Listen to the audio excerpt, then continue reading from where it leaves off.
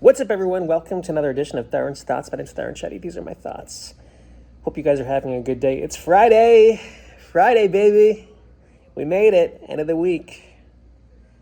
For some people, Fridays are orgies, drinking parties. I don't know what your Friday entails. Last night, I went to Applebee's with my dad. We did karaoke again. Well, he did karaoke. I saw that guy, by the way, singing, the dishwasher guy. He was inspiring. But, I've been trying to crank out this book, another book, and trying. And I write every morning.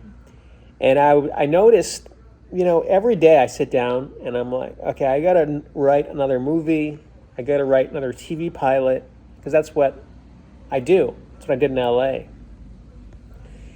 And being honest with myself, I don't really love movies. I mean, I watch them, but I'm not like I got to tell stories. Like, I always see interviews with like these writers or screenwriters, and they're like, I love the art of story and telling stories and diverse story, whatever. We get it. Go tell Little Red Riding Hood. But I watch movies, I watch TV shows. I'm not like some social freak, but I'm not like die hard into stories. I was thinking about how our interests change throughout our life. Like when I was in high school, I was really into Saturday Night Live, like Adam Sandler, sketch comedy, stuff like that. Then in college, I was into like comedy films, like Steve Savage Holland, and all these weird comedy movies and stuff. And then obviously my 20s, stand-up comedy. But recently, I've just been reading a lot more. Like something about the authenticity of authors just really I gravitate towards. Like, I love contemporary fiction. Margaret Atwood. I'm reading this guy named Chuck Palahniuk right now who wrote Fight Club. And that's been really helping me. And I just noticed that it's weird to me that our interests can evolve over time. In fact, every day I think, man, do I still like even doing stand-up? I look for every possible reason not to do this. But unfortunately, I still love the exploration of the human spirit. And I love all that. Like just the organic newness on stage and discovering stuff. I wish I didn't, but I do. Anyways, and I was watching this interview yesterday with Buster Douglas. Old interview. Buster Douglas is this boxer. He was the guy that beat Mike Tyson for the first time. And his mom had died, and that fueled him to beat Mike Tyson. And then after that, he spiraled into depression, gained a bunch of weight, lost to Evander Holyfield, gained more weight after that, 400 pounds.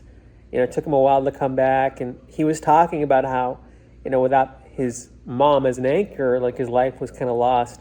And I can relate to that because I feel like I'm sort of listless. Like last night, I went to bed at 9:30, and I was like, I have no reason to get tired from anything. Like my life's pretty privileged, but for some reason, this malaise just kind of hangs over me. But these writers have been just saving my ass, just to relate to the darkness of the words and the way they phrase together thoughts. There's something immensely interesting for me, and it inspires me to write. So every morning I sit down and I crank out some pages, and I think, well, maybe I'll have a book for myself in a few months. So I just want to tell you, if you ever read a book, maybe you don't like to read, which I don't blame you. A lot of comedians don't read books. They listen to audiobooks, which is fine.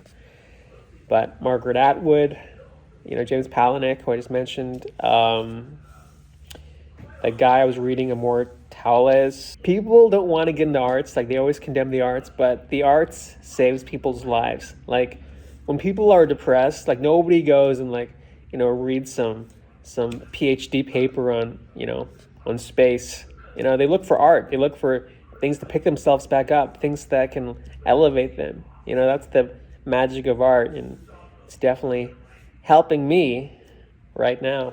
I hope you guys have a great weekend. Thanks for watching. Take care.